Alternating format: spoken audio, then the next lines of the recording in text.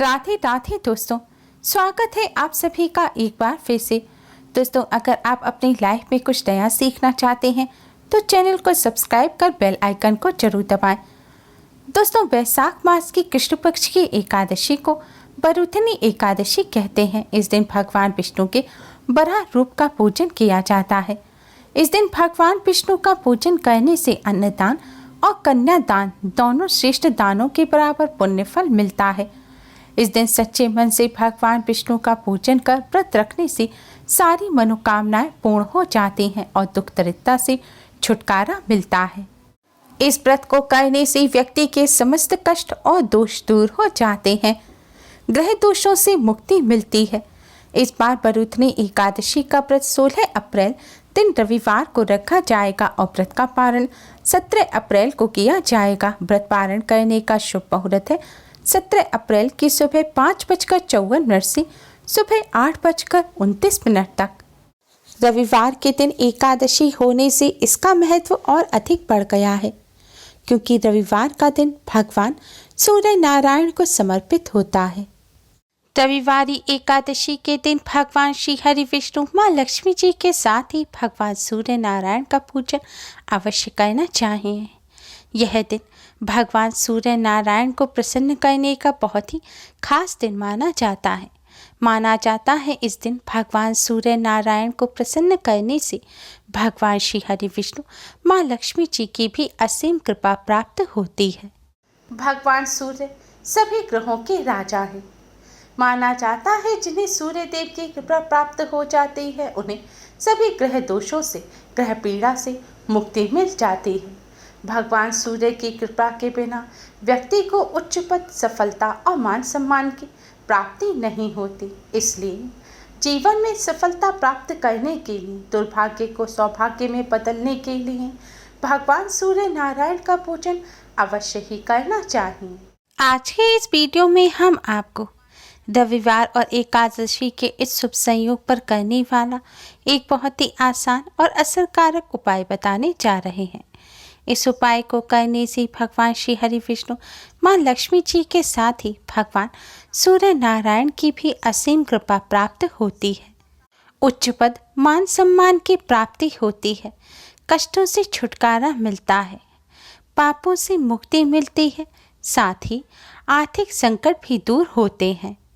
दोस्तों, इस उपाय को सही प्रकार से करने के लिए आप हमारी इस वीडियो को एंड तक अवश्य ही देखें। अगर आपने हमारे चैनल को अभी तक सब्सक्राइब नहीं किया है तो जल्दी से हमारे चैनल को सब्सक्राइब कर लें और बेल आइकन को हिट अवश्य ही करें, जिससे हमारी सभी नई वीडियोस की नोटिफिकेशन आपको फ्री में सबसे पहले मिल पाए। तो आइए दोस्तों, जानते हैं इस उपाय के बारे में। दोस्तों, भगवान सूर्य नारायण को प्रसन्न करने का सबसे अच्छा उपाय है भगवान सूर्य नारायण को अर्घ्य देना। भगवान सूर्य देव को जल चढ़ाने के लिए स्नान करके स्वच्छ वस्त्र धारण करें। भगवान सूर्य देव का पूजन करते समय लाल रंग के वस्त्र पहनना सबसे ज़्यादा शुभ माना जाता है। लाल रंग के वस्त्र ना हो तो आप कोई भी और शुभ रंग के वस्त्र पहन लें, लेकिन काले रंग के वस्त्र पहनकर भगवान सूर्य देव का पूजन ना करें। अब आप एक तांबे का पात्र लें। तांबे का पात्र ना हो तो पीतल या स्टील का पात्र ले सकते हैं, लेकिन भूलकर भी प्लास्टिक के बर्तन का इस्तेमाल ना करें। तांबे के पात्र से भगवान सूर्य देव को जल चढ़ाना सबसे ज़्यादा शुभ माना जाता है, क्योंकि तांबा भगवान सूर्य देव की धातु है। तांबे के लोटे में आप शुद्ध जल भरें। अगर आपके यहाँ गंगा जल हो तो थोड़ा सा गंगा जल भी आप इस पात्र में अवश्य ही डाल लें। अब इस जल में आप 1 चुटकी हल्दी मिलाएं, थोड़ी सी साफ चीनी मिलाएं और अगर पुष्प हो तो 2 लाल रंग के पुष्प भी डाल दें। दोस्तों, ध्यान रखें, एकादशी के दिन चावलों का इस्तेमाल करना वर्जित होता है, इसलिए आज के दिन भूलकर भी भगवान सूर्य देव को जल चढ़ाने के पात्र में आप चावल ना डालें।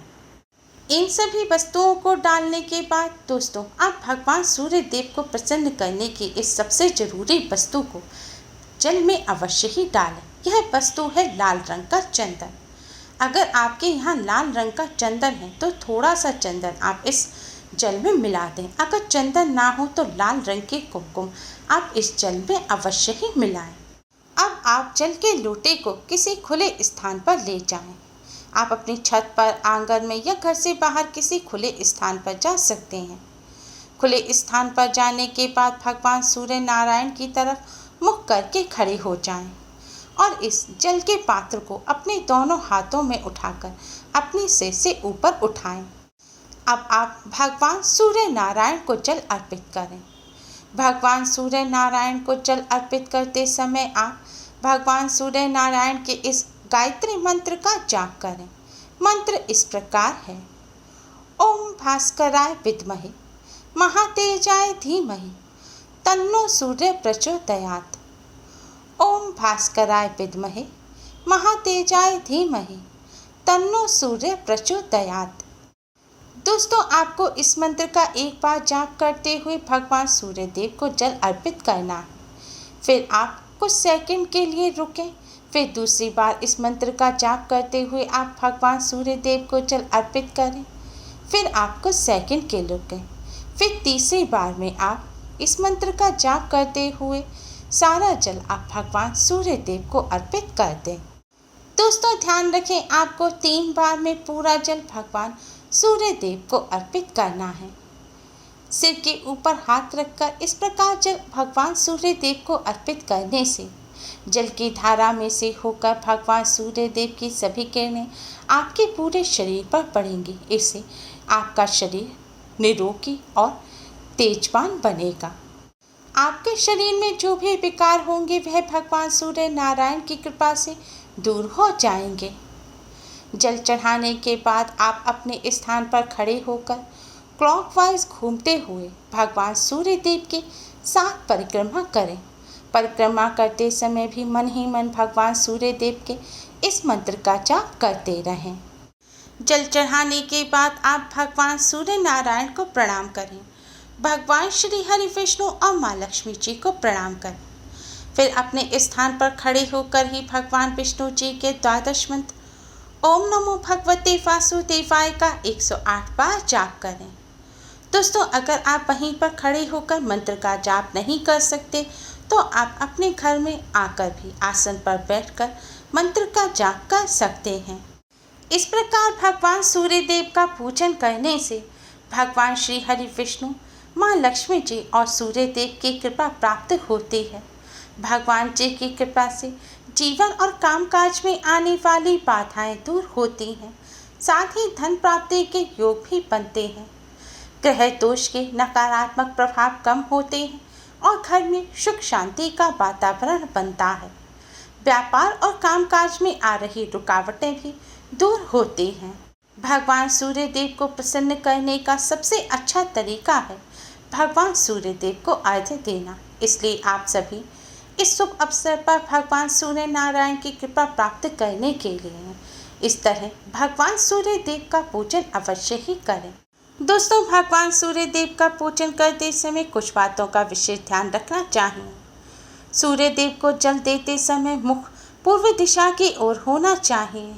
अगर कभी पूर्व दिशा की ओर सूर्य देव नजर ना आए तब भी पूर्व दिशा की तरफ मुख करके ही सूर्य देव को जल अर्पित करना चाहिए। सूर्य देव को जल अर्पित करते समय कांच, प्लास्टिक, चांदी के बर्तनों का इस्तेमाल नहीं करना चाहिए। हो सके तो सूर्य देव को हमेशा तांबे के पात्र से ही जल अर्पित करें। सूर्य देव को जल इस तरह अर्पित करना चाहिए कि सूर्य देव को जो आपने जल अर्पित किया है वह बहकर आपके पैरों में ना आए। और सूर्य देव को कभी भी जूते चप्पल पहनकर जल अर्पित नहीं करना चाहिए।